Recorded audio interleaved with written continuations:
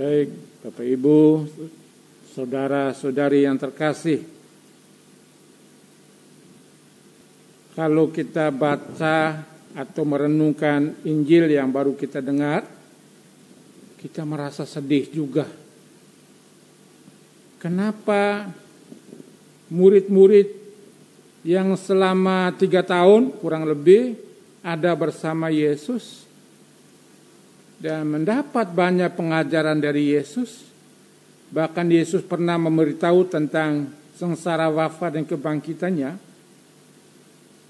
Tidak percaya kepada Maria Magdalena, saksi kebangkitan Yesus, di mana Yesus memperlihatkan diri kepadanya, dan juga kepada kedua murid yang berjalan keluar kota ke Emmaus. Kita bertanya, ada apa? Murid-murid tidak percaya kepada Maria Magdalena maupun kepada teman mereka, dua murid yang ke Emmaus.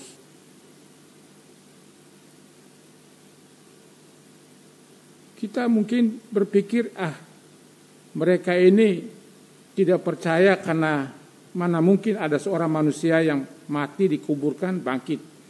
Belum pernah terjadi. Tapi sebenarnya hal yang paling mendasar bahwa mereka memupuk ketidakpercayaan itu di dalam egoisme mereka. Untuk tidak tergerak hati melihat kehadiran rahmat Tuhan lewat orang lain. Kalau Maria Magdalena bisa saja mereka tidak percaya karena adat budaya orang Yahudi. Kalau perempuan tidak bisa menjadi saksi di pengadilan. Lalu kenapa dua murid ke Emmaus pun mereka tidak percaya? Ini perkaranya. Bahwa ada orang mendengar tentang Yesus, tetapi tidak mengalami Yesus secara pribadi, berat untuk percaya. Maria Magdalena, kenapa dia lihat bahwa Yesus bangkit, dia percaya? Karena Maria Magdalena telah mengalami sentuhan kasih Yesus. Yesus membebaskan dia dari keterpurukan hidupnya. Dia mengalami kasih Yesus yang luar biasa dalam hidupnya. Kedekatan dia dengan Yesus. Maka dia memiliki mata iman. Mengerti, memahami, melihat, percaya, yakin kepada Yesus, dan dengan rendah hati mau menjadi murid Yesus. Yang kedua murid itu, mereka mendengarkan pewartaan Yesus yang ada bersama-sama mereka, tapi mereka tidak mengenal dia bahwa itu Yesus. Yesus menjelaskan kitab suci, mulai kitab Musa sampai kitab nabi-nabi. Hati mereka berkobar-kobar, tetapi mereka tidak mengerti, tidak paham, atau mereka tidak bisa mengenal Yesus yang ada berjalan bersama mereka. Hanya pada saat Yesus memecah-mecahkan roti di rumah pada saat mereka makan malam, barulah mereka mengenal Yesus. Maka ada dua hal yang kita dapat lihat di sini, bahwa percaya kepada Kristus adalah satu rahmat yang diberikan Tuhan. Pertama, bahwa Tuhan itu mengasihi kita. Seringkali menyapa kita, terutama pada saat kita mengalami goncangan dalam hidup ini. Bila kita menyerahkan diri kepada Tuhan, tentu kita mengalami bagaimana Tuhan itu mengasihi kita dan menguatkan hati kita dalam pergolakan hidup yang kita hadapi.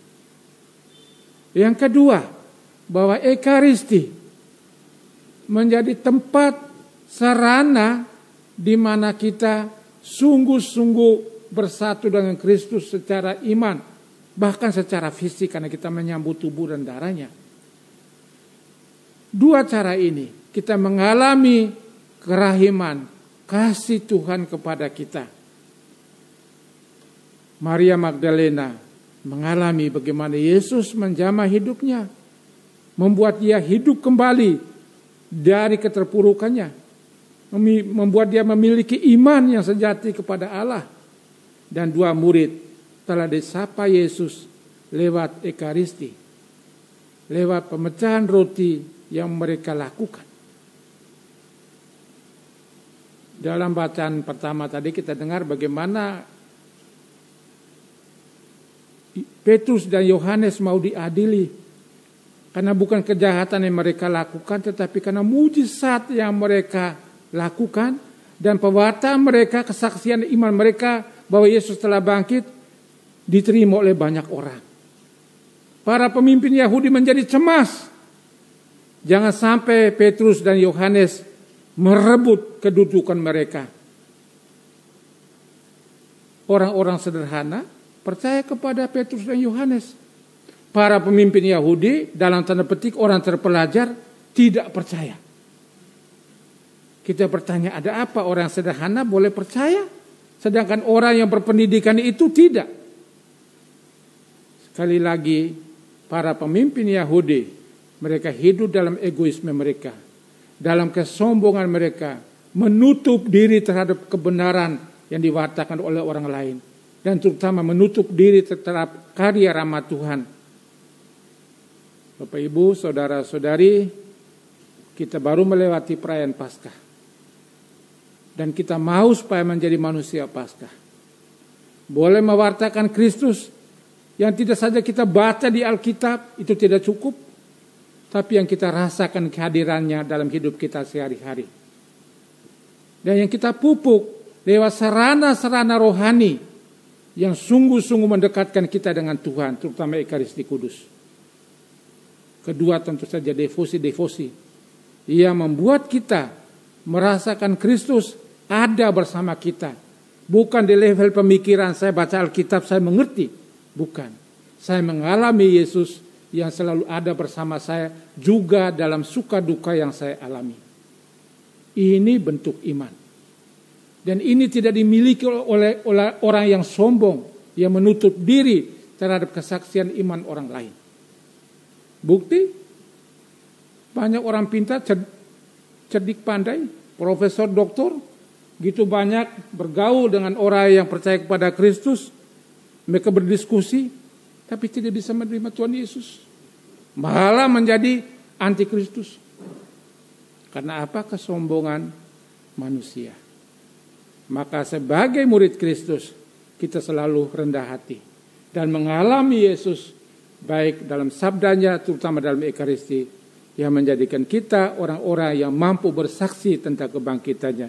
Dan Yesus memberi perintah kepada kita, pergilah, beritakanlah Injil kepada segala makhluk. Kiranya melalui bacaan-bacaan ini, Ekaristi yang kita rayakan, kita menjadi lebih kuat di dalam beriman, tapi tetap rendah hati agar rahmat Tuhan selalu ada bersama kita dan kita mampu mewartakan kebaikan Tuhan, kebangkitan Tuhan bagi banyak orang percaya dan selamat. Amin.